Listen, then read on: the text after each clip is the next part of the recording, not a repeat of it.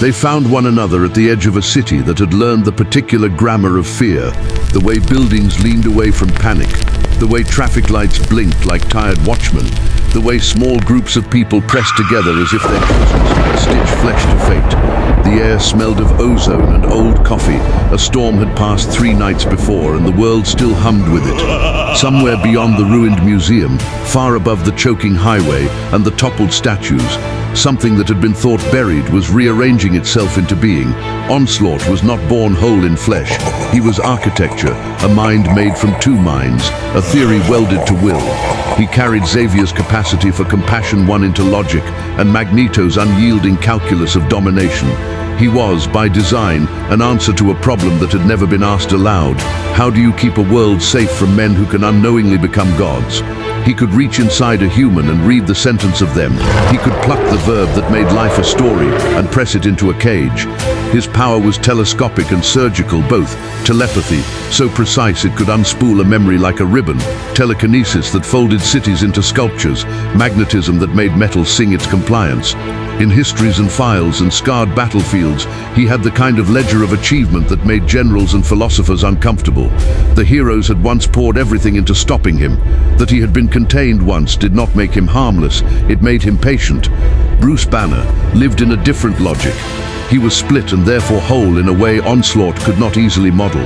Banner was the slow arithmetic of guilt and genius. Hulk was the immediate visceral proof of being. Where Onslaught saw variables to be constrained, Hulk was the stubborn constant that resisted being put into any equation. There were catalogue feats to throw at one another. Onslaught's psionic dominion had driven the minds of entire teams into paralysis, had built realities from a thought scaffolding. Hulk's strength had bent mountains, hurled the frameworks of warships like toys, and in his highest states blown shockwaves that rearranged continents. Both had histories of breaking the premise of the world around them. Both had left witnesses who used words like apocalypse in quiet voice. The debate began not with philosophy but with posture. Onslaught manifested as a column of thought that felt like winter, precise, inevitable, antiseptic. He spoke into the city like a surgeon's light. He argued that power without governance becomes cruelty, that compassion untethered to limits becomes a litany of unintended horrors. You are all children with matches, he said through the concrete, through the memories of people who had loved and lost and acted badly, and I am the teacher who will take the matches and burn the lesson into you. Order reduces suffering, Hulk answered with a fist that tore a bus shelter into prayer rag. His language was not nuance but presence. He embodied an ethical counterclaim, half poetry, half animal. Existence is not a problem to be solved, but a right to be affirmed. Rage was not the opposite of reason, but an elder truth that exposed what careful knowledge politely hid, that to limit being is to kill something of the world's vitality. Me here, the Hulk's roar said to Onslaught, and in the marrow of that roar was an insistence. The value of life cannot be traded for the absence of pain. Between those 2 claims spun 1,000 smaller arguments. Banner, when lucid, whispered Kant and Kierkegaard into his own head. He understood ends, means, duty. He could see the moral logic behind Onslaught's calculus. Preemptive restraints could save millions, but Banner could also see the corroding edge in such logic. Who counts as the preemptive threat? How many liberties must be traded to prevent an uncertain catastrophe? Onslaught's answer was efficiency. Banner's horror was the moral cost of efficiency. Onslaught's argument had force because it met reality. He could, and had, demonstrated that minds could be folded like paper and placed beneath his thumb. He had made choices for crowds and saved them from their own worst instincts. He argued also a subtler claim that minds left to their own chaotic motions beget suffering, not merely by accident, but as a structural fact. Therefore, he said, to rewrite structures was, perversely, to affirm life. Hulk's rebuttal was simpler but harder to dismantle. The world's poetry resides in unpredictability, in failures, in wrong turns, in the very messy, irreplaceable subjectivity of persons. To model humans down to outcomes was to deny them mystery, and in that denial, life withers. Banner could point to history to show the tyrant's mask on policies that began with good intention. Hulk could point to the instant lift of a child from rubble to show that not all things should be reduced to risk management.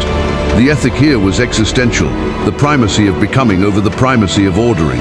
And yet Onslaught had another vein to mine. He did not merely speak of order, he spoke of responsibility, of the moral burden that comes with knowing. If one could foresee that an unbridled power would create more pain than it would prevent, then to act to preempt that pain was itself a moral act. This was not purely utilitarianism, it was epistemic responsibility. Banner, with his mind's capacity for foresight, found this persuasive and horrifying in equal measure. He could imagine the calculation that would save 1,000,000 lives by sacrificing something he loved. He could imagine too that the act of preemption could be a mask for vanity. Thus the scene closed like two books bound the wrong way, each leaning into the other. The city watched and whispered. The debate had sharpened the stakes, so that the coming movement of bodies would carry weight beyond muscle. If Hulk broke Onslaught, it would be a triumph of being over design. If Onslaught dismantled Hulk, it would be a vindication of an idea that men should be remade to fit the good of all. Both positions were plausible given the instruments they wielded. Onslaught's instruments of mind and form, Hulk's instrument of indomitable will and force. What neither could fully account for was the other's inner grammar, the chaotic unpredictability of Hulk's fury, the cold adaptive cunning of Onslaught's intellect. And so the city paused on its breath. The debate had become a map. The map pointed to violence. Banner felt the old familiar heat of shame and the dry, bright coiling of strategy. Hulk felt the slow swell of rage like a drum under his skin. Onslaught folded the world into a single hypothesis. For all the thought in his head, he had not yet measured the shape of pure, furious life. The first strike would not simply be a demonstration of power. It would be an experiment in which metaphysics itself might be pinned down or severed. The world split along a seam of sunlight when Onslaught moved. No official declaration announced it. The Earth simply remembered itself differently. Skyscrapers bent in slow, ornamental arcs as if a giant hand adjusted the stage lights. Onslaught's will poured outward and the minds of the city became his instruments. The memory of a firefighter's last breath, the private promise a councilman made a lover, the niece who smelled like summer. Each became a lens through which he read and re-rolled the world. He reached for Banner first, not because Banner was the strongest, but because Banner was the true crux. Remove Banner's reason and shape Hulk's rage, and you steer a force of nature like a keel. Hulk met him in language no telepath could find useful. He hurled the pavement like a galaxy's handful, a green comet whose trajectory was not calculation but compulsion. The first collision was concrete against thought.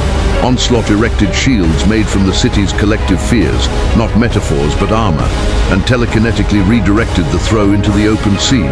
He attempted, clinically, to disassemble Hulk's mind, to name the fractures and patch them, to recode rage as a memory of obedience. For a breath, Hulk staggered, not from pain but calculation, as 1,000,000 borrowed childhoods brushed him like nettles. Banner, in a rare seam of lucidity, reached up into the folds of his own mind and touched the place where Hulk lived. He felt Onslaught's fingers then, precise, cold, trying to chart the coordinates of fear. Banner whispered to Hulk, "Don't be owned." That whisper was less reason than a covenant. It was the tiny human insistence that you cannot be reduced. Hulk's answer was a roar that rearranged the weather. Onslaught adapted. He drew on Magneto's inheritance and dragged the city's metal into a cage, a coil of iron and memory that tried to compress Hulk's motion into a predictable vector. He used telepathy to conjure specters of heroism, faces of comrades who once failed, voices of mentors who once cautioned restraint. He tried to turn Hulk's own story against him, to make rage a shameful echo. That was his best play, to force Hulk to see himself through the eyes of a world that feared him, to fold him into regret. For a sliver of time there was a tenderness to it. Onslaught believed himself merciful. Rage is not simply reaction, it is an argument made of muscle that insists on continuity. Life persists. He smashed a lane of armored cars into a tidal wave. He punched a building until its bones unstitched. Each blow was a syllable in a declaration. You cannot police being into compliance. A psychic blast from Onslaught splintered a memory. Banner cherished the sight of a woman who used to love him, and for a heartbeat Hulk faltered, a human wound briefly opening. Banner, however, leaned into that wound and turned it into armor. He chose the pain and made it a center of resistance.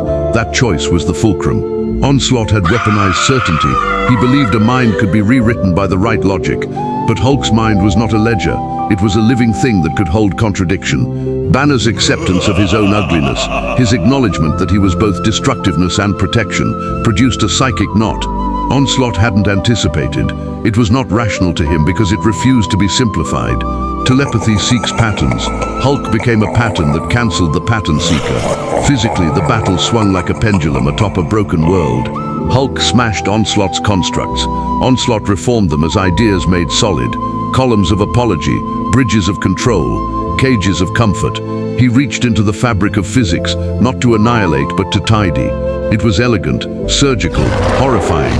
Buildings tried to obey his commands, and for a terrifying minute the city itself seemed to consent. Heroes tried to intervene, but Onslaught's hold over minds was broad and precise. They were reduced to echoes of their better selves. And then, in a motion that felt like a sunrise, Hulk broke through. He did not simply outmuscle Onslaught, he outlived a particular truth of him. Where Onslaught tried to excise, Hulk absorbed. He took the memory weapon Onslaught hurled and fed it back through pure incandescent force.